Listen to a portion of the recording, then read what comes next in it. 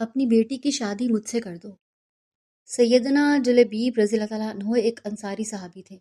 نہ مالدار تھے، نہ کسی معروف خاندان سے تعلق تھا، صاحب منصب بھی نہ تھے، رشتہ داروں کی تعداد بھی زیادہ نہ تھی، رنگ بھی سانولا تھا، لیکن اللہ کے رسول صلی اللہ علیہ وآلہ وسلم کی محبت سے سرشار تھے۔ بھوک کی حالت میں پھٹے پرانے کپڑے پہنے اللہ کے رسول کی خدمت میں حاضر ہوتے، علم سیکھتے اور صحبت سے فیض یاب ہوتے۔ ایک دن اللہ کے رسول نے شفقت کی نظر سے دیکھا اور ارشاد فرمایا، یا جلیبیب اللہ تتزوج، جلیبیب تم شادی نہیں کرو گے؟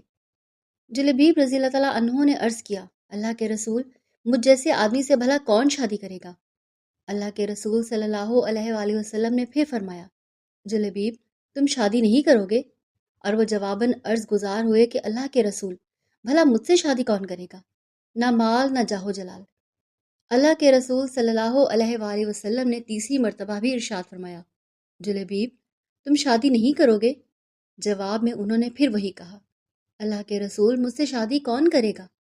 کوئی منصب نہیں، میری شکل بھی اچھی نہیں، نہ میرا خاندان بڑا ہے اور نہ مال و دولت رکھتا ہوں۔ اللہ کے رسول صلی اللہ علیہ وآلہ وسلم نے ارشاد فرمایا، اس کا ترجمہ کچھ یوں ہے، فلاں انصاری کے گھر جاؤ اور ان سے کہو کہ اللہ کے رسول تمہیں سلام کہہ رہے ہیں اور فرما رہے ہیں کہ اپنی بیٹی سے میری شادی کر دو۔ جلیبیب خوشی خوشی اسی انصاری کے گھر گئے اور وہ دروازے پر دستک دی۔ گھر والوں نے پوچھا، کون؟ کہا، جلیبیب۔ گھر کا مالک باہر نکلا، جلیبیب کھڑے تھے۔ پوچھا، کیا چاہتے ہو؟ کدھر سے آئے ہو؟ کہا، اللہ کے رسول صلی اللہ علیہ وآلہ وسلم نے تمہیں سلام بھجوایا ہے۔ یہ سننے کی دیر تھی کہ گھر میں خوشی کی لہر دوڑ گئی۔ اللہ کے رسول نے ہمیں سلام کا پیغام بھجوایا ہے؟ ارے یہ تو بہت ہی خوشبختی کا مقام ہے کہ ہمیں اللہ کے رسول نے سلام کہلا بھیجا ہے۔ جلیبیب کہنے لگے، آگے بھی سنو، اللہ کے رسول صلی اللہ علیہ وآلہ وسلم نے تمہیں حکم دیا ہے کہ اپنی بیٹی کی شادی مجھ سے کر دو۔ صاحب خانہ نے کہا، ذرا انتظار کرو، میں لڑکی کی ماں سے مشورہ کر لوں۔ اندر جا کر لڑکی کی ماں کو پیغام پہنچایا اور مشورہ پوچھا۔ وہ کہنے لگی، نہ نہ نہ، قسم اللہ کی میں اپنی بیٹی کی شادی ایسے شخص سے نہیں کروں گی، نہ خاندان، نہ شہرت، نہ مال و دولت۔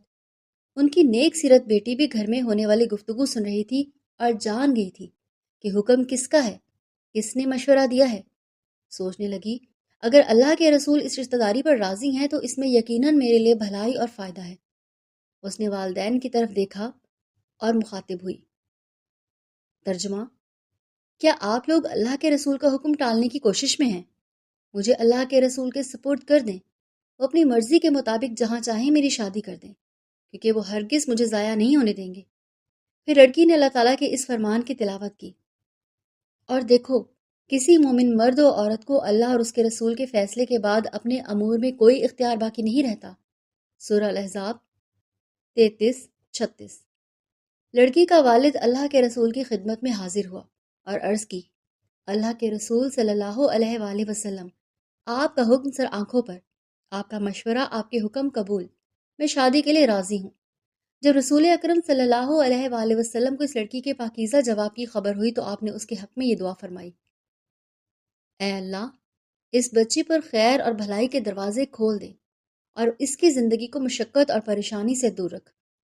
موارد الزمان 2269، مسند احمد 425-4، مجمع الزوائد 370-9 وغیرہ۔ پھر جلیبیب کے ساتھ اس کی شادی ہو گئی۔ مدینہ منورہ میں ایک اور گھرانہ آباد ہو گیا جس کی بنیاد تقوی اور پرہیزگاری پر تھی، جس کی چھت مسکینت اور متاجی تھی، جس کی آرائش اور زیبائش تکبیر و تحلیل اور تسبیح و تحمید تھی۔ اس مبارک جوڑے کی راحت نماز اور دل کا اطمینان تپتی دوپہروں کے نفلی روزوں میں تھا۔ رسول اکرم صلی اللہ علیہ وآلہ وسلم کی دعا کی برکت سے یہ شادی خانہ آبادی بڑی ہی برکت والی ثابت ہوئی۔ تھوڑے ہی عرصے میں ان کے مالی حالات اس قدر اچھے ہو گئے کہ راوی کا بیان ہے، فقانت من اکثر الانصار نفقۃ و مالا، انصاری گھرانوں کی عورتوں میں سب سے خرچیلا گھرانہ اسی لڑکی کا تھا۔ ایک جنگ میں اللہ تعالیٰ نے مسلمانوں کو فتح نصیب فرمائی۔ رسول اکرم نے اپنے صحابہ کرام سے دریافت فرمایا، حل تفقدون من احد، دیکھو تمہارا کوئی ساتھی بچھڑ تو نہیں گیا؟ مطلب یہ تھا کہ کون کون شہید ہو گیا ہے؟ صحابہ نے عرض کیا، ہاں فلاں فلاں حضرات موجود نہیں ہیں۔ پھر ارشاد ہوا، حل تفقدون من احد، کیا تم کسی اور کو گم پاتے ہو؟ صحابہ نے عرض کیا، نہیں۔ آپ نے فرمایا، لیکنی افقد جلیبیبا فطلبوہ، لیکن مجھے جلبیب نظر نہیں آ رہا، اس کو تلاش کرو۔ چنانچہ ان کو میدان جنگ میں تلاش کیا گیا۔ وہ منظر بڑا عجیب تھا۔ میدان جنگ میں ان کے ارد گرد 7 کافروں کی لاشیں تھیں۔ گویا وہ ان 7 سے لڑتے رہے اور پھر 7 کو جہنم رسید کر کے شہید ہوئے۔ اللہ کے رسول صلی اللہ علیہ وآلہ وسلم کو خبر دی گئی۔ رؤوف رحیم پیغمبر تشریف لائے، اپنے پیارے ساتھی کی لاش کے پاس کھڑے ہوئے، منظر کو دیکھا اور پھر فرمایا، اس نے 7 کافروں کو قتل کیا، پھر دشمنوں نے اسے قتل کر دیا، یہ مجھ سے ہے اور میں اس سے ہوں۔ پھر آپ نے اپنے پیارے ساتھی کو اپنے ہاتھوں میں اٹھایا اور شان یہ تھی کہ اکیلے ہی اس کو اٹھایا ہوا تھا، صرف آپ کو دونوں بازوؤں کا سہارا میسر تھا۔ جلبیب رضی اللہ تعالیٰ عنہ کے لیے قبر کھودی گئی۔ پھر نبی کریم صلی اللہ علیہ وآلہ وسلم نے اپنے دستے مبارک سے انہیں قبر میں رکھا۔ صحیح مسلم 2000